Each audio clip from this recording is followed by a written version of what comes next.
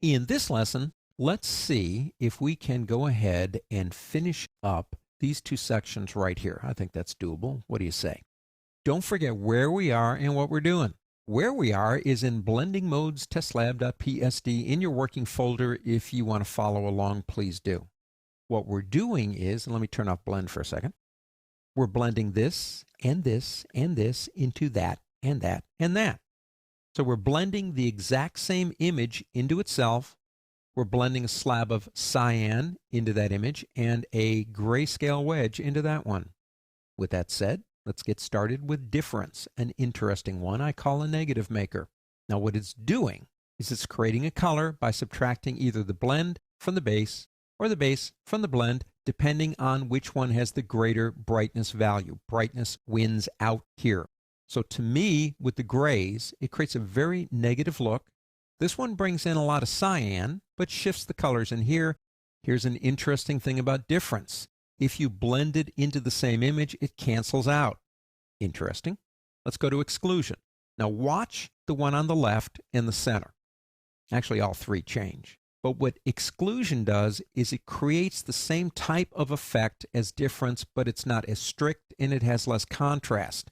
So both of these are similar, but with less contrast. And because it's not so strict, we are getting an image, but with less contrast. That's exclusion. Subtract looks at the colors and actually subtracts the blend color from the base. That's it. So if you're working with grays, you're going to get a very dark look.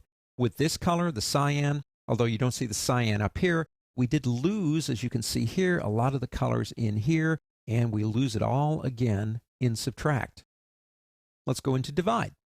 Divide looks at colors and divides the blend color from the base. That's it, a simple divisional calculation. So results on gray would be this.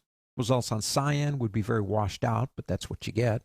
And here's this one, same image, using divide, and it creates an interesting look. I don't know if I'd like it or not, but it creates an interesting look. That's divide. The next four, starting with U, use three values. U, saturation, and luminance. U is color, saturation is the purity of the color, and luminance is the brightness of the color. So what is U doing? Well, U creates the result color with the luminance and saturation of the base and the hue, the color of the blend.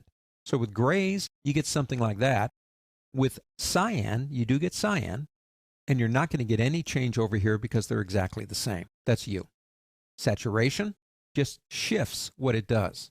In saturation, it creates a color with the luminance and hue of the base, and this time the saturation of the blend. Again, it's not going to change this one, but the results are based on what it's got here and what it's got here. This is grayscale. Now the next one, keep your eye over on the first two, the one on the left and the center. Notice the only one that changed was the one in the middle. Color creates a result with the luminance of the base and the hue and the saturation of the blend. So I use this one a lot in colorizing stuff. As you can see, this one is colorized based on that color. Looks the same, but it's only that color. This one is shades of gray. That's all it is. This one doesn't change again because it's the same thing. And finally, you have luminosity. And again, watch your three images. The first two changed quite drastically, didn't they? What luminosity does is it creates a result color with the hue and saturation of the base and the brightness, the luminance of the blend color. So on these two, quite washed out based on what we have down here. Again, this one doesn't change. Well, there you go. Those are all the different blending modes. And understand something. They are so much like fingerprints when we bring our images in. Every image is going to give you slightly different results based on what you're doing. But they are fun to work with.